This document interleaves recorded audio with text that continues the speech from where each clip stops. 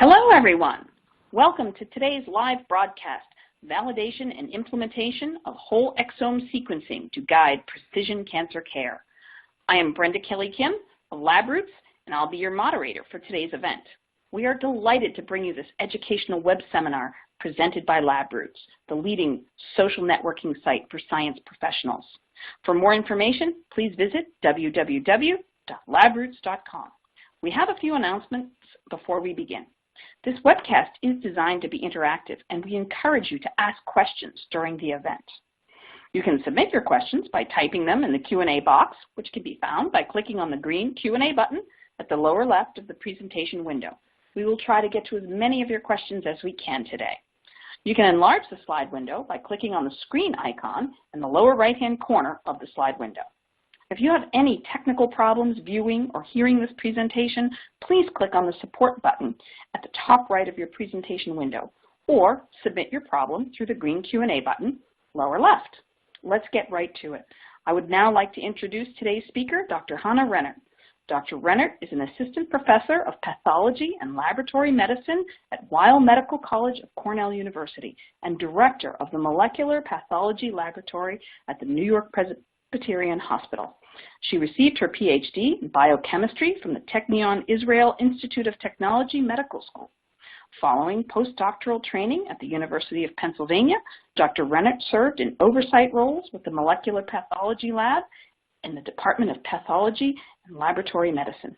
Dr. Rennert's primary research interest is the genetic epidemiology of prostate cancer. A second research interest is the development of clinical molecular tests and applications. Her current efforts as the Director of Molecular Pathology Laboratory at NYPH-WCMC are focused on expanding the molecular pathology test menu, particularly in virology, genetics, and oncology. Specific tests under development include quantification assays for the herpes viruses, including real-time PCR, pharmacogenetic testing, and EGFR-RAS mutation analysis. In addition, collaboration with clinicians and researchers at Rogozin Institute, Dr. Rennert's group has developed and implemented a new strategy to screen for mutations in the polycystic kidney disease 1 and 2 genes using a mismatch-specific DNA endonuclease. I will now turn it over to Dr. Rennert for her presentation.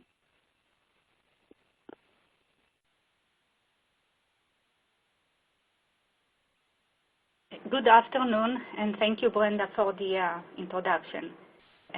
Today, I will be talking to you about validation and implementation of whole exome sequencing testing for precision cancer care. So why do we want to sequence the cancer genome with NGS? The method is high throughput. It can test many genes at once. It's systematic, and it's unbiased method for detection of many types of mutations, including SNVs, indels, and copy number alterations.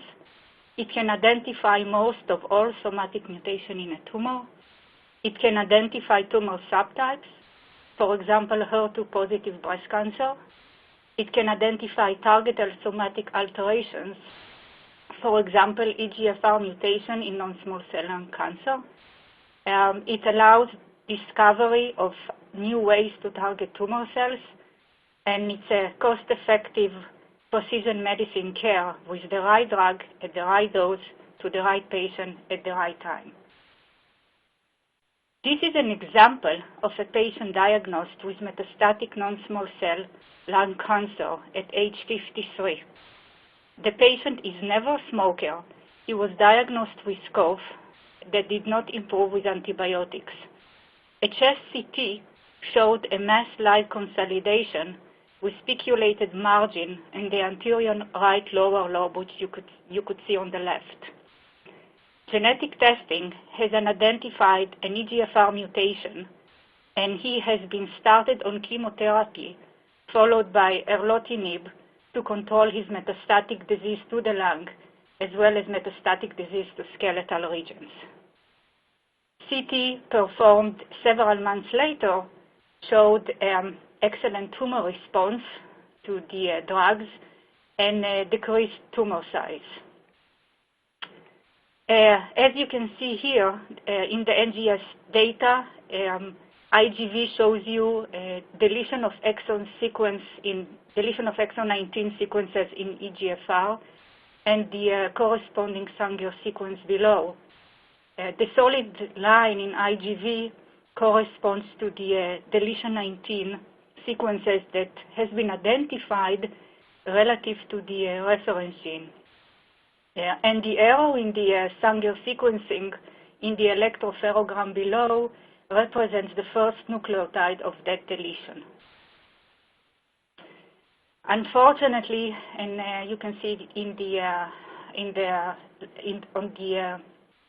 on the right, chest CT showed increasing density in the right lower and upper lung lobe lesions, most likely representing resistance to erlotinib. And the NGS studies indeed confirmed that the patient has a new resistance mutation, the T790M.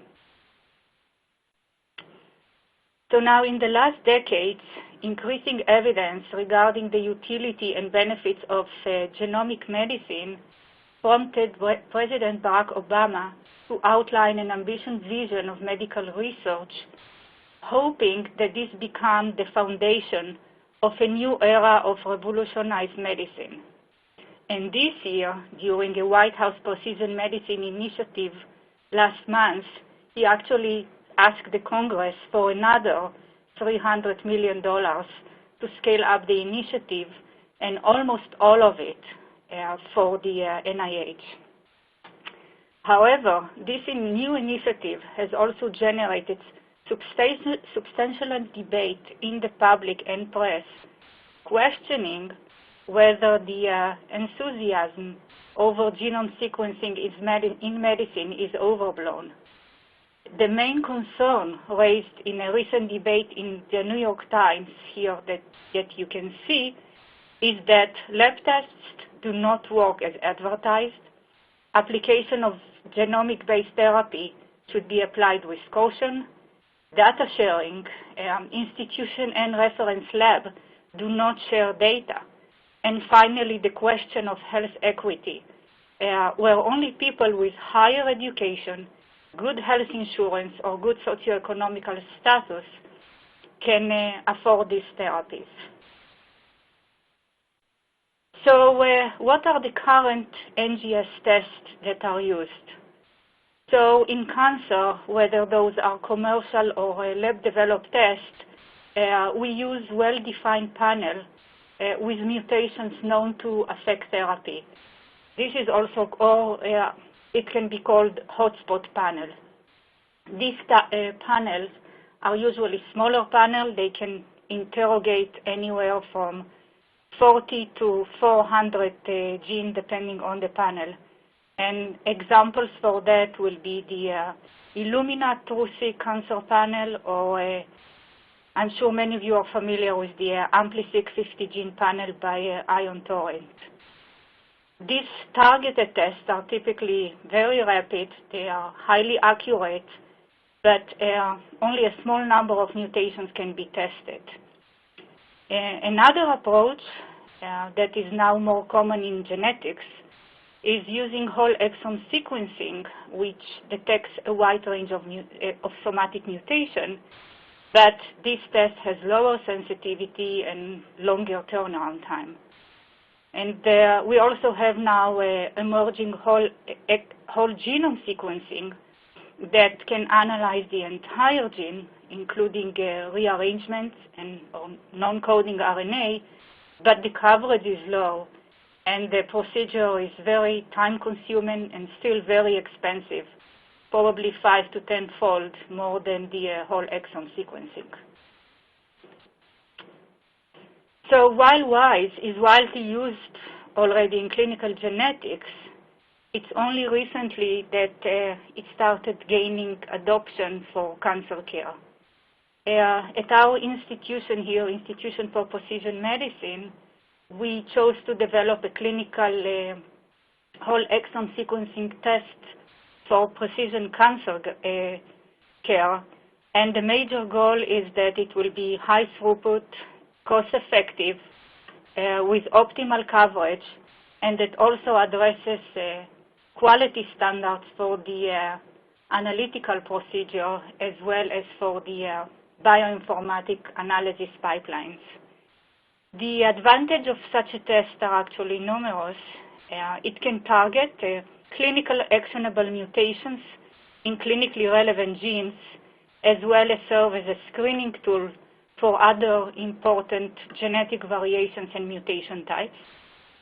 It also allows detection of germline mutation in cancer predisposing genes, and it allows detection of incidental genes according to the ACMG secondary finding recommendation gene list.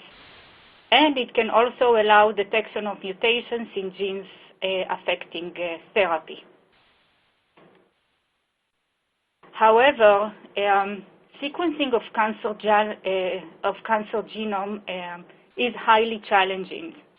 Cancer genomes are extremely complex and diverse. They have a higher level of heterogeneity among some types of cells. There is a high degree of variation in cancer cells themselves compared to reference or the normal genome. There is a high somatic variation in mutation type and prevalence, and there is also variation in copy number as well as ploidy. And then most tumors are really aneuploid, which require distinct computational analysis. And finally, this tumor also has complex genomic structure changes, such as translocations and other rearrangements. In addition, there are also challenges involving cancer samples. Cancer samples vary in quantity, quality, and purity from germline DNA samples. The principal samples that is used here is formalin-fixed paraffin-embedded tissue that mostly yield degraded and damaged DNA. Quantity is also an issue because you can get biopsies that with small amount of tissue or final aspirate samples. And some assays do require substantial amount of DNA. Also, as I said, in terms of quality, most samples are formalin fixed, and currently we have no standards for fixation for molecular testing. Often samples include necrotic tissues or are decalcified, and we also have admixture with normal cells, and this really requires a pathology review to ensure that testing is performed on DNA from tumor cells. And we also have the issue of heterogeneity of the cancer itself that is comprised of different clones that evolve over time. So while these challenges are well recognized, and despite a wide range of assays and platforms that are available, WAIS has not been yet validated for the clinical laboratory and has not been fully characterized in the literature with regard to its analytical validity. Clinical testing in the US is overall regulated by CLIA, but CLIA does not provide specific guidelines for testing or validation.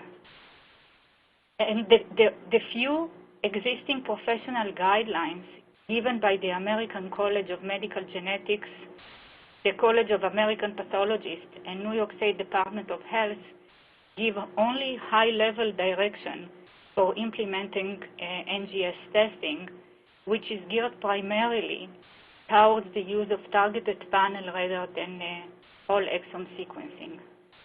Now, by all accounts, New York State Department of Health requirements are among the most rigorous guidelines yet published and are likely to serve as a paradigm for a suggested type of guidelines that might be required by the FDA. New York State's requirement for the validation of mutation detection by NGS overall follows the same basic principle for validation of other complex molecular diagnostic tests.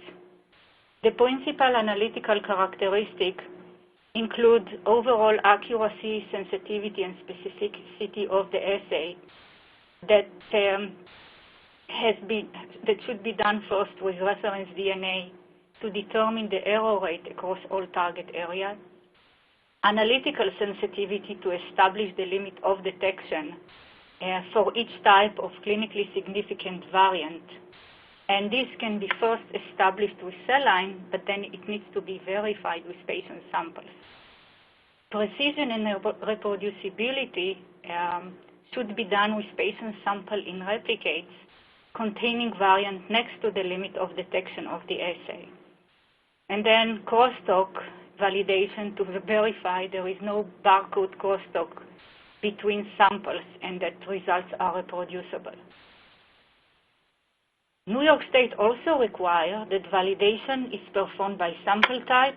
So if your test is using fresh tissue, blood, bone marrow, FNA, FFPE, all of them need to be validated. And the initial validation must include at least 50 patient samples. And if you are going to use FFPE, so then 75% of the samples have to be FFPE samples. In addition, you should provide a minimum of 10 positive patient samples for each type of variant. And this needs to be included and confirmed by an independent method, and that needs to be ideally testing that has been performed by a different reference lab. And then, once the testing is approved, there is a requirement for ongoing orthogonal confirmation of newly identified variants and genes up to 10 positives. New York State also have requirements about the standard operating procedure, QC, controls, and more information can be found in the link that I provided here. So to identify the Whole-Exome platform that can be the best platform for the WISE assay, we initially evaluated 5 different exome capture technology that vary widely in their design and library preparation characteristics. The 5 libraries were the Agilent HaloPlex, Agilent SureSelect, TrueSeq from Illumina, Companimbal Gene, and then Nextera from Illumina again. And for the evaluation, libraries were derived from fresh, frozen, and FFPE tumor samples according to each manufacturer recommended protocol. So as you can see in this slide here, with the exception of the Illumina Nextera methodology, the average number of mapped reads varied between 72 and 180 million. And the total number of reads in captured regions also varied significantly between 52% for a Companimbal gene to 90% for HaloPlex. Now, the read loss was generally due to reads mapped to non-target region, with the HaloPlex showing the fewest reads that mapped to off-site targets. When we compare the target coverage efficiency for the selected technologies using FFPE reference DNA Horizon 1, that's a reference DNA that you can buy, and patient DNA, the Agilent HaloPlex technology had an overall 2-fold higher average coverage in captured region of 103 and 104x versus 41x compared to Companimbal gene, while there was no significant difference in the percentage of captured bases covered at depth of at least 10x, which was about 93 to 95%, as you can see here in the last column. And very high correlation between SNP allele frequencies was also observed between Agilent and HaloPlex and Agilent SureSelect, which is a different capture method, probe-based capture method, but SureSelect requires considerably higher amounts of DNA, 1.5 microgram versus 200 nanogram. And in addition, which is very important, HaloPlex performed equally well for FFPE and non-FFPE DNA samples. So based on that, we chose the HaloPlex technology for our library prep. HaloPlex library covers over 350,000 exons that correspond to more than 21,000 genes for a total of 36 megabase of sequence. For the studies, we used 225 nanogram of high molecular weight genomic DNA and about 500 nanogram of FFPE DNA. The library preparation, as you can see here, included 4 major steps. The first step was DNA fragmentation by a restriction enzyme. In the second step, DNA fragments were hybridized to HaloPlex probes with Illumina sequences motif, which allowed circularizations of the DNA. In the next step, the DNA probe hybrids were ligated to magnetic beads coated with strep-avidin, and then the targeted fragments were amplified with PCR. And then following the enrichment, the exome library was loaded into Illumina Seq flow cell for onboard cluster generation, as shown on the right. Annealing of sequencing primers followed by a multiple amplification cycle, resulting in cluster clones of every individual DNA molecule attached. And once this is accomplished, the sequencing primer were annealed to individual DNA fragments through the shared adapter, and the flow cell was ready for sequencing. Sequencing was then performed on an Illumina Seq 2500 system using 100 base paired end reads in rapid mode, which is 4 samples per lane, for a total of 16 samples for 2 flow cells. And this takes about 24 hours to completion. So it's really the entire process from library preparation through sequencing can take as little as 3 days. That it's much better than anything else that we looked at the time of validation. Now, for the validation of the Whole-Exome test, we have followed New York State guidelines for somatic genetic variant detection, as I mentioned earlier. And we have used HapMap samples and reference material, as well as 57 matched normal and tumor DNA samples, as you can see here in this diagram. The overall assay analytical characteristic was analyzed with reference DNA material and clinical sample. The reportable range was characterized with normal DNA and verified with tumor DNA. And the analytical sensitivity for a specific mutation was performed using mutation-positive cell line and then verified with the tumor sample next to the limit of detection. And the precision and reproducibility was done with clinical sample next to the limit of detection of the assay. So for the validation process, we focused on 5 clinically relevant mutations or genes that represented 3 different types of variants: single nucleotide variants, indels, and copy number alterations. And you can see here the 5 variants: EGFR-del19, KRAS codons 12 and 13 mutations, BRAF V600E, JAK2 V617F, and HER2 amplification. In addition, we did limited validation for a panel of 49 cancer genes that were designated as clinically significant. So overall, there were over 300 samples used for that validation. This slide now summarizes the QC metrics of the new assay by sample type.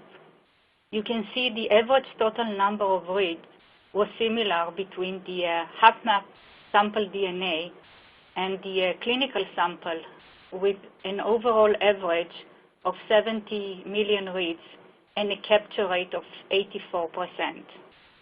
High quality average of a coverage of 86x and 93x was obtained for the HapMap and clinical samples, respectively, with at least 94% of the exome covered at more than 10x. You can also see that read and coverage statistics were similar for sequencing runs of library that were prepared from FFPE and non-FFPE DNA samples, indicating that FFPE tissues are suitable for this NGS-based analysis. As you can see in these slides, QC metrics, other QC metrics, including total reads, percentage of capture reads, average coverage, and fraction of bases covered at 10x, did not differ significantly either by sample type, which you could see here on the left, or by mutation-positive samples that were used for the analysis, which is here are on the right, and these samples were obviously the clinical samples that we used for the validation. This really means that there was no selection bias in terms of the samples that were used for the validation. Next, we evaluated the accuracy of this test using the HapMap DNA NA 12878, which is a commonly used DNA sample in this type of studies.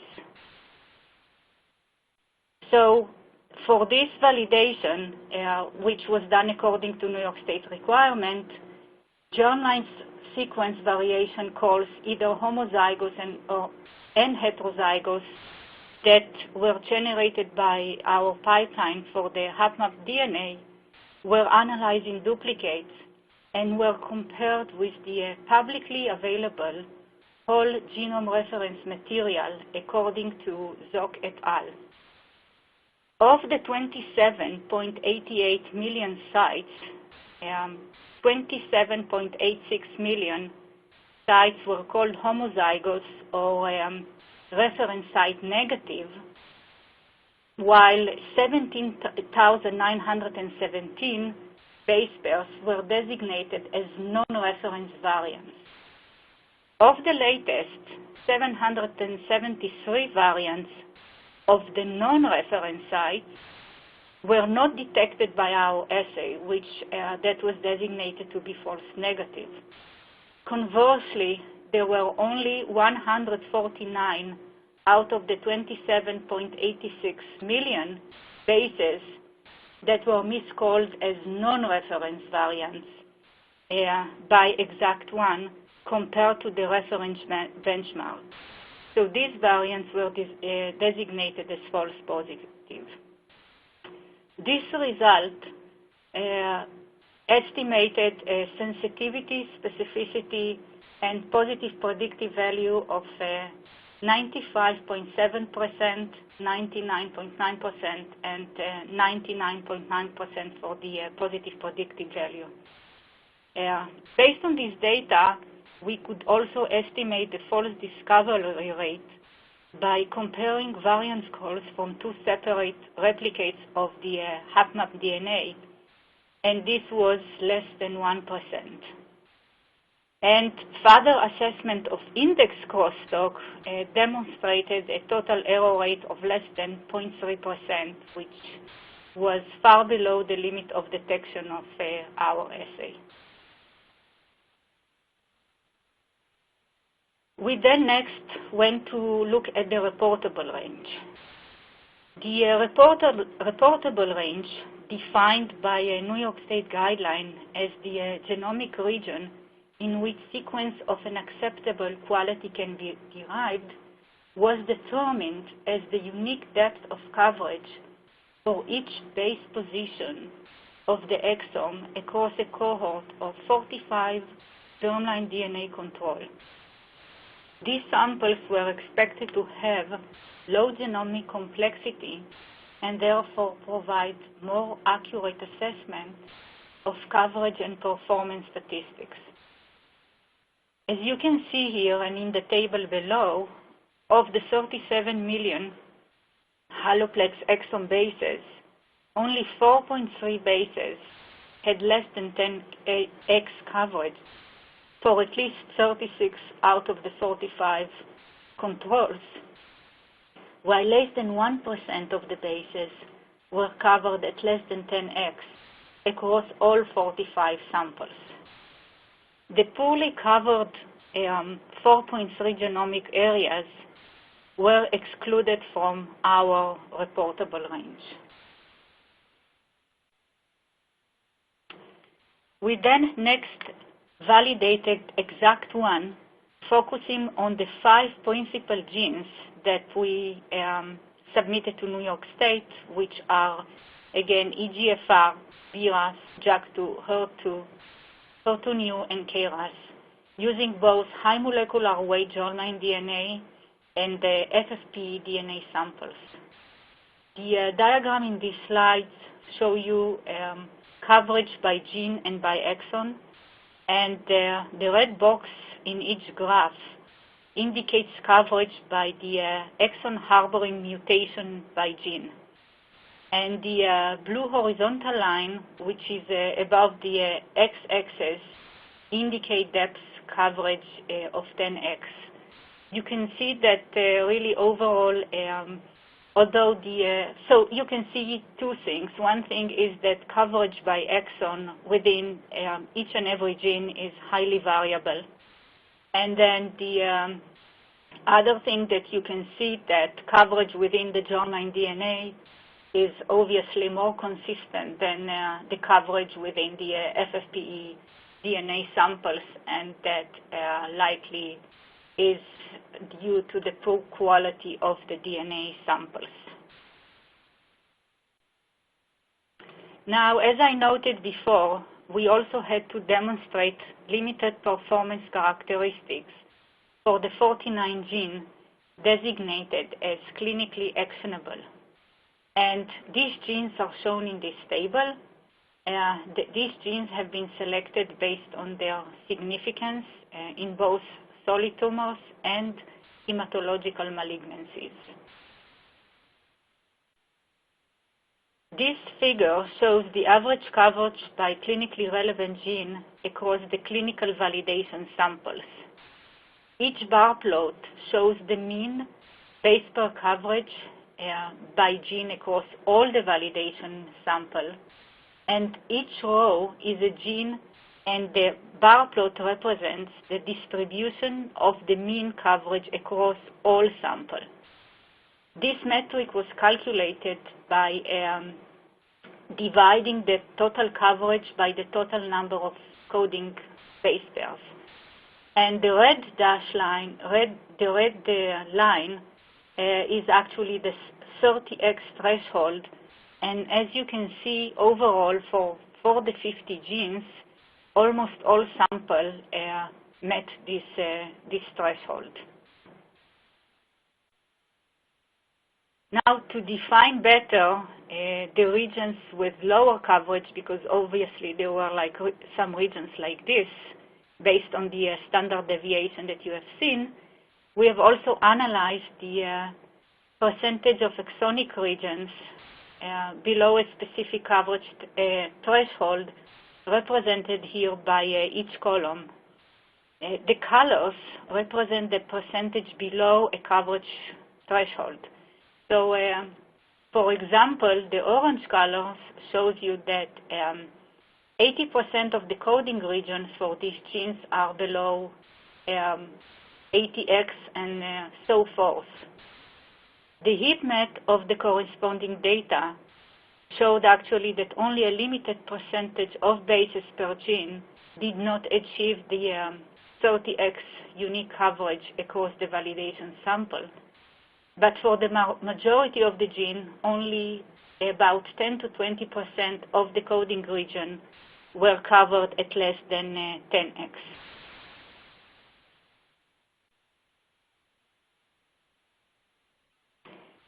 Next, we have examined the analytical sensitivity of the assay for selected mutation using dilution studies.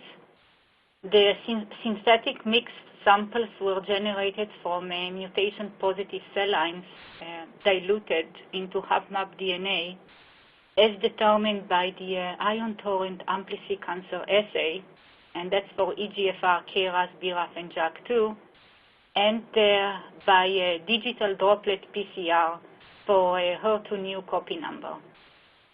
The proportion of mutations for the dilution studies ranged between 2 and 50%, and all experiments were performed in triplicates. We have been using the cell lines, cell lines that have been purchased from ATCC, and so all of them are publicly available. As you can see, there was an excellent correlation between the observed and expected mutations allele frequency. And also what we saw that the threshold of our assay for detecting variants at low allele frequency was established at 10%. For HER2 new amplification, the copy number threshold was established at a log2 ratio of tumor to normal of 0.6, which corresponds to about 3.5 copies of HER2 new, as we assessed by digital PCR, assuming we are using pure tumor samples. Now, New York State requires that sensitivity control next to the limit of detection are included in each and every assay. This figure shows you the Levi-Jennings charts for representative sensitivity control monitored within plus minus 2 SDs and plus minus 3 SDs. The x-axis displays time or sequential run, and the y-axis shows you the value of each sensitivity control results. The sensitivity control targets are highlighted by the yellow line. So you could see that some sensitivity control, for example, what we have for EGFR is really, we are using a target of 10%. And for JAK2, we've been using a target of 15%.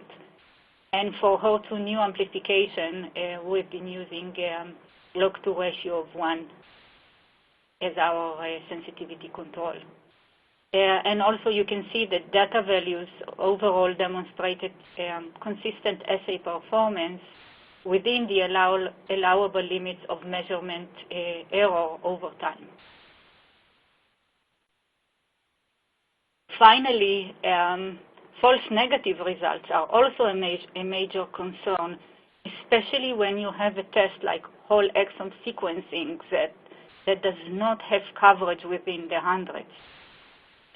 So we performed power analysis to determine the threshold for avoiding false negative results at the VAF threshold of 10 to 12%, because this is what we confirm to be the LOD of our assay. And what this graph shows you that at this VAF, at least 28x total coverage is needed for avoiding false negative results if no mutation is present. So finally, you could see that based on this data, we were able to put some quality metrics for mutation call. So for point mutations in indel, we require a minimal total allele count of 30 reads, alternate allele count of at least 5 reads, and the minimal alternate allele fraction of 10%.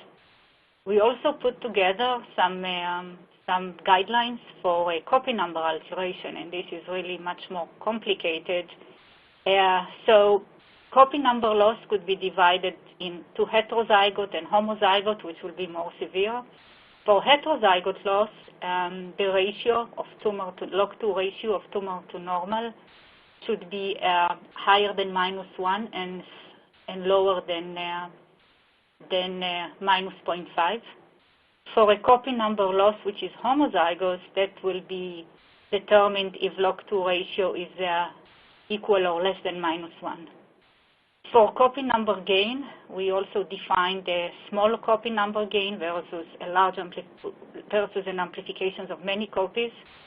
So a log2 ratio between 0.5 and 0.8 will be counted as a copy number gains, while amplification should show a log ratio of 0.8. Now, those log2 ratios are all adjusted by ploidy and tumor purity, and we are using some application called Clonet for this, in addition to actually estimation of the neoplastic content by pathologists. Finally, we have been also looking at some other mutation using reference material. This is the Horizon 1 reference material that has a list of mutations with ranging allele frequencies from like 1% to 26%. So when we did that,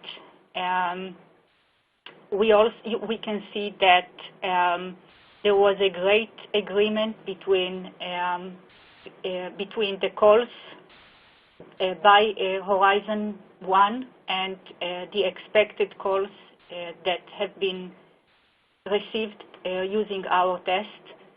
We also looked at the AmpliSeq test at a bunch of mutations that we received that analyzed here in-house, and we analyzed them by the HaloPlex.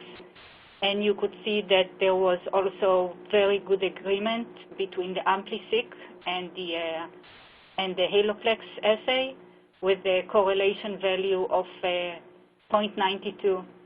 So even though that the number of reads overall, or the coverage, is relatively low compared to the targeted panel, we still got a very good correlation with that targeted test. So how do we do this test?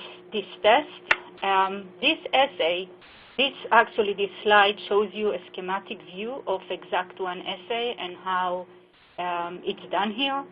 So slides are first assessed by a pathologist for neoplastic content, and the tumor tissue is marked and macro dissected. DNA from the FFPE tumor tissue and matched normal control are both extracted. Libraries are then prepared with the HaloPlex technologies as described before, followed by onboard cluster generation and sequencing on the Illumina HiSeq 2500. Pair end reads are then aligned to the human genome, and the variant calls are made. And the variants are annotated and classified by our internally developed informatic pipelines, using publicly available as well as our own developed knowledge base. And then the case is reviewed, and the results are interpreted by molecular pathologists for signing out in the LIS system. And finally, a report is generated and is dispensed to the medical records. So this is as probably most of you know, or all of you know, this is the sample output from the machine, the FASTQ format. And the analysis is performed by our IPM analysis pipeline, and there are several phases to that. The first phase of the analysis includes alignment with the DWA aligner, followed by a GATK analysis for base recalibration, realignment around indel, and generation of quality score. This is done independently on the tumor and on the normal samples. In the second step, there is all those steps that are done now just on the tumor, including estimation of tumor purity by clonet, variant calling, and prioritization of mutation by actionability. Now, there is really a third, if I can call it like this, a third step, which is the interpretation step. And when looking at these previous steps, which including the technical part of running the assay, the bioinformatics part of the pipeline, the bioinformatics step seems to be really the most time-consuming now in terms of what it takes in terms of doing it. And the reason is because we constantly have to write new interpretation to new findings, whether those are new mutations or whether those are new samples that we did not see before with new mutations. So to address that issue of a growing number of mutations and tissues and interpretation, we have developed a knowledge base, and this is what you could see here. And this knowledge base allows automation of the interpretation and saving all our interpretations here, and it allows quick search of the interpretation by mutations and by other search criteria. It's also linked with publicly available databases, including CosMx and others. And by now we have over 200 or 300 interpretations in this database. This database is also associated with the CBio portal that allows you to look not just at mutations, but also at clinical studies. And finally, based after that step, an automated report is being generated. So our criteria for reporting the results are based on clinical actionability, and the results are reported in 3 tiers. So tier 1 will be the clinical actionable mutations. Those are typically associated with non-FDA therapies. Tier 2, those are other genetic alteration in other cancer genes. And those are really the cosmic genes, but by now there are over 550 cosmic genes in that database. And tier 3s are really anything else of unknown significance in other genes. And I also provide you here and then the interpretations events, as I noted to you, are drawn for our in-house knowledge base. And this is what our report looks like. Each report includes the entire mutation content divided into the tiers and interpretation, as I noted to you. The reports also include sample identifier, sample type, and other diagnosis, histology, and other information. And we also report the overall QC metrics, such as number of reads and average coverage. And as you can see here. We also have an appendix. And the appendix includes all the copy number alteration profiles by chromosome, as well as IGV automated screenshots for each mutation detection. And if we want to look at specific regions, like you could see here, MYC amplification and other, we can do that. And we can basically zoom in specific genes. And this, for example, shows you an EGFR amplification in GBM. And this pattern, where you see all those spots in the middle amplifying, showing a log2 ratio of 5, with one probe here on the bottom, suggests a V3 variant deletion within the EGFR amplification region, which by now we actually have seen a couple of times. So finally, using this test, we have analyzed and characterized the spectrum of mutation in our cohort of cancer patients, which is comprised of a wide range of tumors. We have here many bladder, brains, and a few others, prostates. And this shows you that results of that analysis. As you can see, overall, we have identified 40 significant mutations in 15 tier 1 genes and over 300 mutations in tier 2 in 153 tier 2 genes. The most common mutations in our population of cancers were PIK3CA, KRAS, and KIT, while the most common mutated genes in tier 2 were P53 and APC. And based on the types of tumors that we have analyzed here, this is basically in agreement with the literature. You could see that as we increase to tier 3, there are now over 8,000 genes with about 18,000 unique variants. So that makes everything very, very difficult. So focusing on the cancer genes is really the easiest approach. So in summary, while WISE is widely used in clinical genetics, it is only recently that it started gaining adoption for cancer care. Integration of WISE into precision cancer care has lagged behind, primarily due to challenges that were not rigorously addressed and validated in the research lab, and because this is where all the initial studies have been done.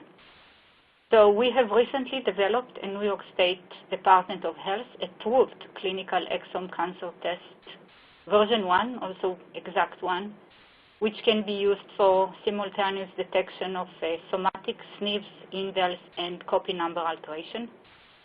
Extensive validation that we did demonstrated that exact 1 is an accurate and reasonably sensitive test for identifying actionable mutation. And this validation can serve as a paradigm for future types of validation and guidelines that may be also required by the FDA. So these are the acknowledgement. That was an effort among several departments here, a huge effort between the Department of Pathology and Lab Medicine, Institute for Computational Biology, and our Genomic Resources Core facility. And thank you, and I will be happy to take questions. Thanks. Thank you, Dr. Rennert, for bringing that informative presentation to us. Before we get started on the question and answer session, I want to remind our audience how they can submit their questions. Questions can be submitted by typing them in the Q&A box, which can be found by clicking on the green Q&A button at the lower left of the presentation window. We'll try to get to as many of your questions as we have time for today. Now, our first question, an attendee asks, what is the difference between whole genome sequencing and whole exome sequencing? Yeah, so as I showed before, it's really, first of all, the target areas. The exome is very limited in terms of what its target. It's only targeting the coding genes, coding regions of the genes. It doesn't include, for most part, it doesn't include the 3' or 5' translated areas of the gene. Also, in terms of the splice sites, it's only really extended a few nucleotides out of the exon. So it will not target more important changes within the introns. And it does not contain other regions, for example, non-coding DNA or other type of changes that, of sequences that could be important.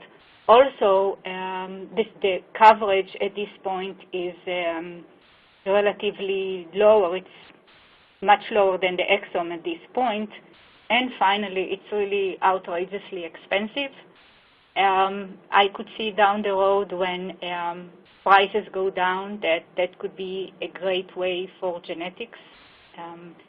Also because overall the whole genome sequencing tests seem to be more unified in terms of the results they produce compared to what I showed you today.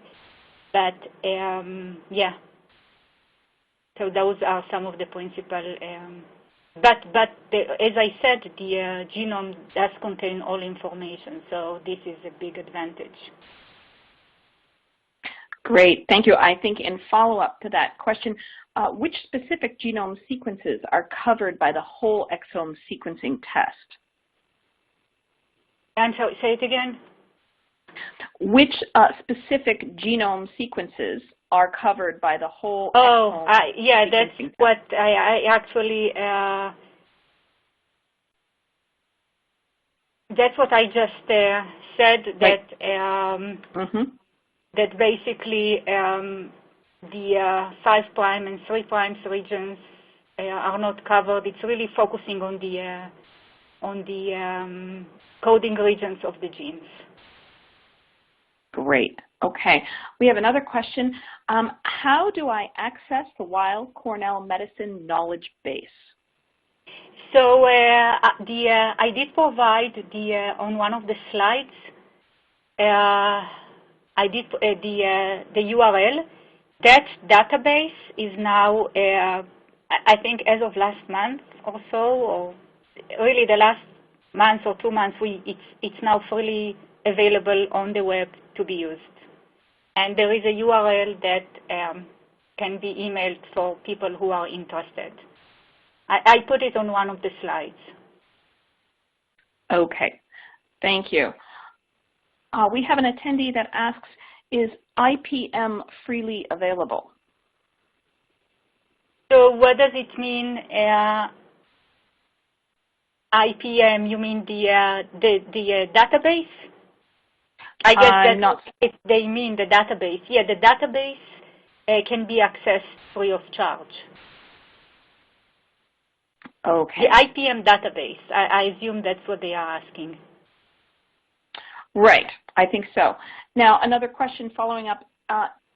Can the database be used for targeted gene sequence? Yeah, I mean, that's what I was showing, that we basically took the approach of focusing on 5 genes and 5 mutations for New York State. So you could do whatever you want. I mean, there are now many targeted mutations that are a part of many panels, and those will be identified using this test.